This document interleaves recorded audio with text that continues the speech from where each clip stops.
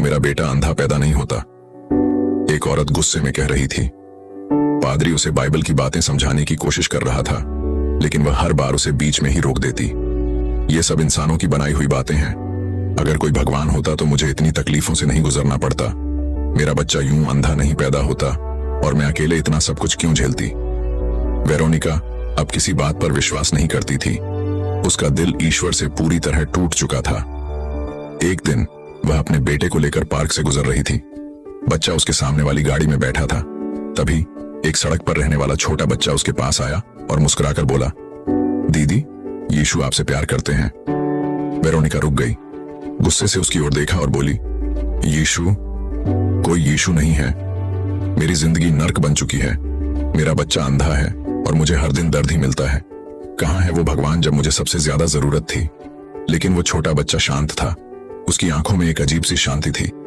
वो फिर बोला, यीशु आपसे बहुत प्यार करते हैं।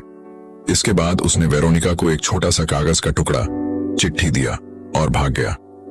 वह थोड़ी देर खामोश रही, फिर उस कागज को जेब में रखकर घर लौट गई। रात को जब वह बिस्तर पर लेटी थी, उसे दिल में बेचैनी महसूस होने लगी। उसे वह बच्चा और उसकी बातें याद आने लगीं। उसने धीरे से जेब से वो चिट्ठी निकाली और पढ़ना शुरू किया। वो एक प्रार्थना थी। हालांकि वह भगवान पर विश्वास नहीं करती थी, लेकिन उसका मन पहली बार प्रार्थना करने को हुआ। वह अपने बिस्तर के पास घुटनों के बल बैठ गई, कागज को कसकर पकड़े हुए, आंखों से आंसू बहते हुए उसने पूरी ईमानदारी से कहा, भगवान, अगर आप सच में हैं तो मुझे कोई संकेत दीजिए। अगली सुबह कुछ चौंका देने वाला हुआ। उसका बेटा जो जन्म से अंधा था, अचानक देखने लगा। वेरोनिका हैरान थी, कांप रही थी। वो खुशी से रो पड़ी। वो तुरंत भागकर उसी पार्क में गई उस छोटे बच्चे को ढूंढने, लेकिन वह वहां नहीं था। लेकिन जमीन पर एक और चिट्ठी पड़ी थी।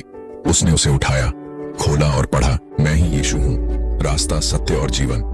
मेरे बिना कोई भी पिता के पास नहीं जा सकता। उसी पल वेरोनिका टूट गई। उसने चिट्ठी को सीने से लगाया और पहली बार यीशु को अपना दिल सौंप दिया। सीख, नैतिक शिक्षा। ईश्वर कभी हमें नहीं छोड़ता, भले ही हम उसे छोड़ दें। वो अपने संदेश भेजने के लिए कभी कभी असंभव या अनपेक्षित रास्तों का इस्तेमाल करता है, जैसे कि एक गरीब बच्चा। चमत्कार सिर्फ आंखों से देखने में नहीं है, बल्कि आत्मा से देखने में है कि यीशु हमेशा हमारे साथ रहे हैं। अगर ये कहानी आपके दिल को छू गई हो तो इसे जरूर साझा करें